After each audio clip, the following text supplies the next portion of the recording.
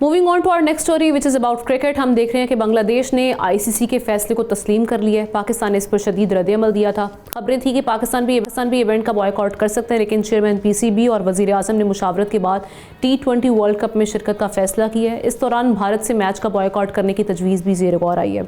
दूसरी जानिब पाकिस्तान ने T20 वर्ल्ड कप 2026 के लिए 15 रुकनी स्क्वाड का ऐलान किया है, जिसमें सलमान अली आगा को कैप्टन मुकर्रर किया गया है। High performance coach Aqib Javed का कहना है कि उन्होंने श्रीलंका के मौसम और हालात को देखते हुए टीम मुंतखब की है, लेकिन इसमें सिलेक्शन के हवाले से हम देख रहे हैं कि ज़ेर बहस है मामलात, हारिस रऊफ़ की गैर मौजूदगी और बाकी मामलात को देखते हुए।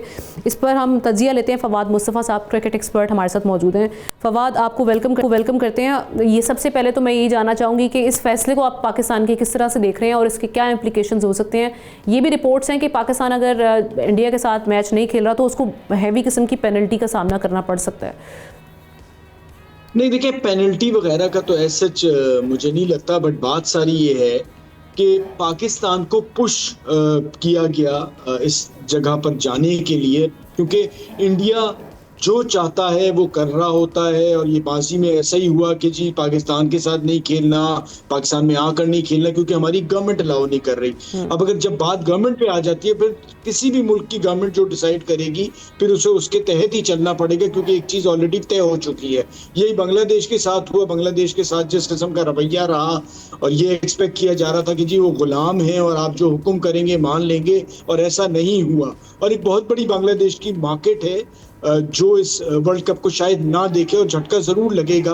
ऑल्दो ठीक है, आपने स्कॉटलैंड को शामिल कर लिया। अब साथ साथ पाकिस्तान जिस तरह की सूरत हाल जा रही है, बांग्लादेश को सपोर्ट करता रहा, करता है और करता रहेगा, और करना भी चाहिए। उसकी वजह ये है कि ये किसी मुल्क की इजारादारी नहीं है कि वो अपनी मर्जी से जो चाहे कर ले, और अगला अगर वही चीज करना चाहे तो उसे राइट नहीं है, क्योंकि फाइनेंशियली वो थोड़ा सा स्ट्रांग है और वो सारी चीजों को रन कर रहा है। तो उसूल इस पे बनते नहीं। और अगर ये जिस तरफ चीजें जा रही हैं, अभी तो शुरुआत हुई है, और आगे चल के मुझे लगता है कि वर्ल्ड क्रिकेट में बहुत बड़ा झटका आएगा और दो ग्रुप्स बन जाएंगे और फिर अपने हिसाब से क्रिकेट चलेगी। और वो चीजें अब दूर हो गई कि जी आईसीसी ही डिसाइड करेगा, और आईसीसी ही इंपॉर्टेंट है, क्योंकि छोटी छोटी leagues all over the world होने जा रही हैं और हो रही हैं और बढ़ रही हैं, जिससे मुझे लगता है कि वो जो इजारादारी है आईसीसी की खुद ब खुद कम हो जाएगी। और आईसीसी में जो बाकी मुल्क खामोश हैं, वो अफसोस और शर्म की बात है, क्योंकि उन्हें इस पे स्टैंड लेना चाहिए था कि जब इंडिया ने एक उसूल रखा है तो बाकी मुल्क भी वो उसूल। और एग्जैक्टली अगर ऐसे ही कवानीन बनते रहे, ऐसे हम देख रहे हैं कि बायसनेस चलती रही जय शाह साहब के टेन्योर में,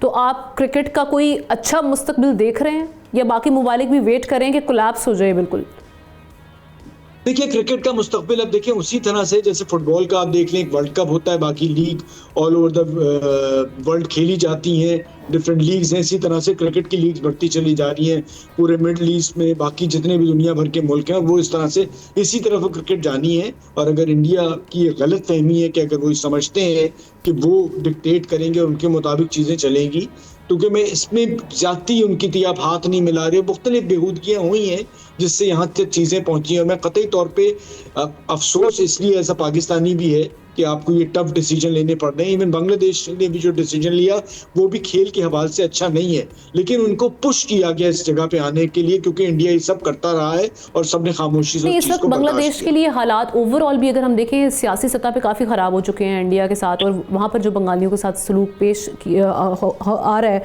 तो उसको देखते हुए उनका कहीं ना कहीं फेयर था।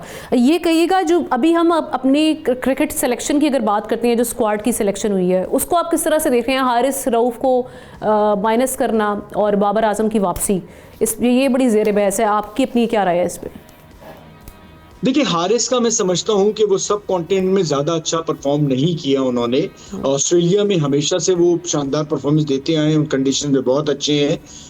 बट मुझे इस टीम के साथ दो तीन सवाल हैं। एक तो ये डेथ बॉलिंग जो है वो एक ऐसा सवालिया निशान है, वो देखना है कैसे उसको मैनेज किया जाएगा। साथ साथ आपके पास कोई प्रॉपर विकेट कीपर नहीं जा रहा। ये जो भी है पार्ट टाइम विकेट कीपर है, जिसका एक बहुत इंपॉर्टेंट रोल होता है। साथ और बैटिंग भी मुझे बस ये लग रहा है कि डिपेंड आप कोई ऐसा नहीं कर सकते कि जी बहुत बड़ी बैटिंग है, बाबर आउट ऑफ फॉर्म है, जिस तरह से वो बिग बैश में खेले हैं उसके बावजूद सेलेक्ट हो गए, बड़ी बात है। मैं समझ रहा था कि शायद इस टीम का हिस्सा ना बन पाए जिस तरह की उनकी फॉर्म है, और उनकी मुझे ये लगता है कि उनके लिए बहुत इंपॉर्टेंट टूर्नामेंट है। अगर खुदा ना खास्ता वो इस टूर्नामेंट में परफॉर्म नहीं करते तो उनके लिए इस फॉर्मेट में जगह बनाना बड़ा मुश्किल हो जाएगा, तो ये उनके लिए बड़ा इंपॉर्टेंट टूर है। तो टीम एक ठीक टीम है जिस किस्म की T20 में बन रही होती है, बट मुझे डेथ बॉलिंग का थोड़ा सा एक इशू है, और साथ साथ विकेट कीपर पे सवालिया निशान है, क्योंकि अगर एक कैच को अच्छा छोड़ दे विकेट कीपर तो उससे बड़ा फर्क टल जाता है। बाबर के लिए एक बहुत इंपॉर्टेंट टूर्नामेंट है, एक दरमियाने दर्जे की टीम है पाकिस्तान की, 20 ओवर में कुछ भी हो सकता है, वो वाली बात है, लेकिन मैं ऐसा नहीं कहूंगा। जी लास्टली मैं चाहूँगी फवाद, इस वक्त एक बड़ा कंट्रोवर्सी चल रही है सोशल मीडिया पर, हम देख भी रहे हैं। मुजम्मिल सोहरवर्दी साहब की स्टोरी हमारे सामने है जिसमें क्रिकेटर्स काफ़ी जो फाइनेंशियल लॉस में जा रहे हैं, जिनके साथ फ्रॉड हुआ है, और इसमें इंजमामुल हक साहब का नाम भी आ रहा है, और जिन खिलाड़ियों के पैसे डूबे हैं उनमें शादाब भी हैं, रिजवान शाहीन भी हैं, फ़खर जमान भी। ये हुआ क्या है बेसिकली? देखिए, मेरे ख्याल से वो यही है कि बदकिस्मती से हमारे यहाँ फाइनेंशियल प्लानिंग और मैनेजमेंट सिखाई नहीं जाती लड़कों को। मैं समझता हूँ क्रिकेट बोर्ड की अब इसके बाद जिम्मेदारी है, क्योंकि ये वो बहुत से बच्चे हैं कि जिनको पैसा एकदम से आता है और इन्हें पता नहीं होता इसे कैसे किस तरह से इन्वेस्ट करना है। तो जो आदमी भी मिलता है मशवरा देता है उससे अमल कर लेते हैं। Right, thank you so much Fawad Mustafa मौजूद थे इस पर बात करने के लिए।